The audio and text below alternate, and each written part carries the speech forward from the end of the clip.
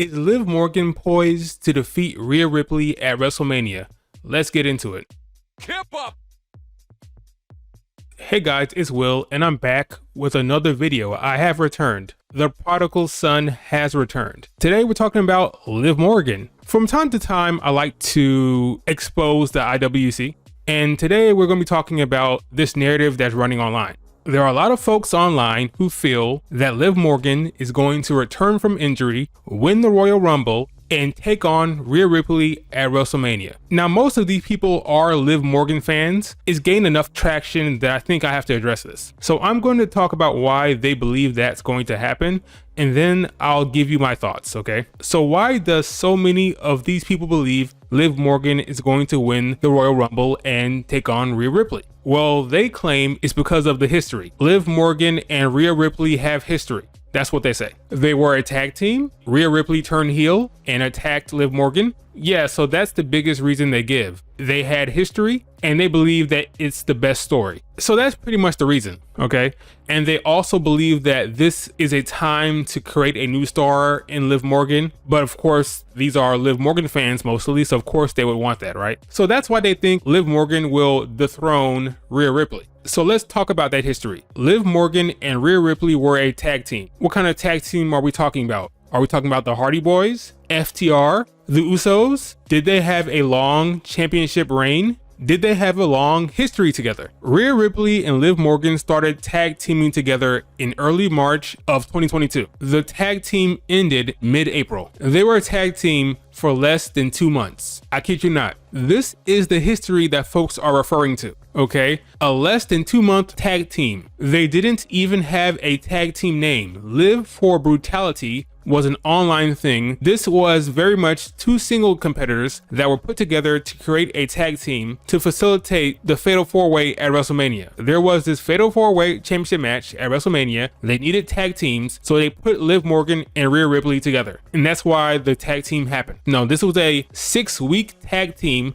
that was created for a WrestleMania match. Simple as that, okay? So let's really put that out in the open, this whole history. There wasn't any history of any substance. This was very much two singles competitors put together for a short period of time. After they lost to Sasha Banks and Naomi in April, Rhea Ripley turned heel and attacked Liv Morgan. And then they had a mini feud that lasted about 5 weeks. They had 2 singles matches. Rhea Ripley beat her the first time, and then Liv Morgan pinned her at the end of May. So Liv Morgan was the last person to pin Rhea Ripley, which is also one of the reasons why they think that it makes for a good story, because the storytelling can stem from her being the last person to pin Rhea Ripley. But not too long ago, Baron Corbin was the last person to pin Roman Reigns.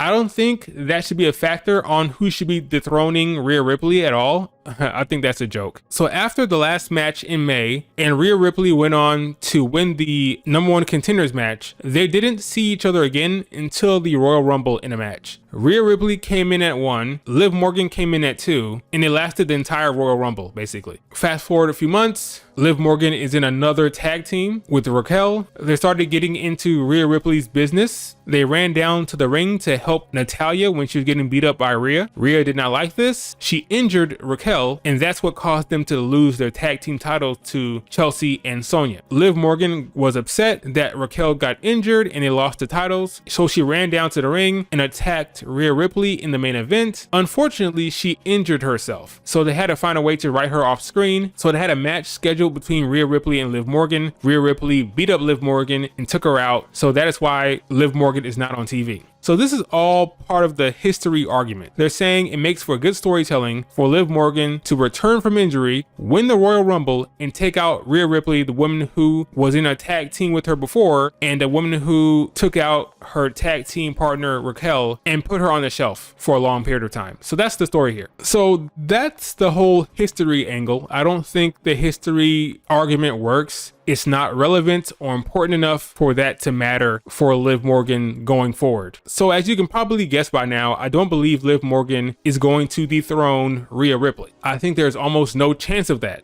So I've given you my take on the history. Now let's talk about some other reasons why I think this is not going to happen. Liv Morgan has not been booked strong enough in the singles division. If you're going to book someone to return at the Royal Rumble and win the whole thing and then take on the champion, it has to be someone who has been booked strong in singles previously. Liv Morgan was never booked as a strong singles competitor. Look at Ronda. Ronda Rousey returned in 2022 and won the Royal Rumble. It's believable and you can buy it because Ronda Rousey has been booked strong as a singles competitor for a while now. That's not Liv Morgan. So it's not believable for her to return at the Rumble and win the whole thing. She doesn't have a strong singles reputation. She's never been booked strong in singles. So you're not going to buy her return and winning the whole thing that way. It would work for a Ronda, it would work for a Becky, it would work for a Bianca, but it's not going to work for someone like Liv, who's only been booked strong in the tag division. Look at the way Liv Morgan was booked by Triple H. He refused to book her strong against Ronda Rousey. She's not seen as that kind of competitor. That's the honest truth. Triple H does not see her that way. He refused to book her strong. Every time she had a match with Ronda, she was booked to have a wonky finish or a weird wonky win. It was never clean and it was never straight up. They do not want to book her as a strong singles competitor. So she's not going to return as one and win the Royal Rumble. Triple H didn't want to book her strong against Ronda, but you think he's going to book her to win the Royal Rumble and take on his daughter at WrestleMania?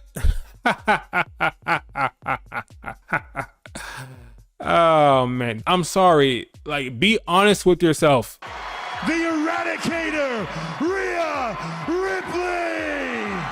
It's not going to happen for Liv. In order for her to win the Royal Rumble or some kind of big singles event like that, she would have to return before the Rumble and have a string of wins in the singles division and be built up strong before heading into the Rumble. But honestly, guys, I do not think Triple H sees her that way. I don't buy it. She may return, she may go at Rhea's neck. I could see her taking on Rhea Ripley at a Fastlane or a Saudi Arabia show, or maybe at the Rumble, but not winning the Rumble and not at Mania. I just don't see it. She has not been built up strong enough in the singles division.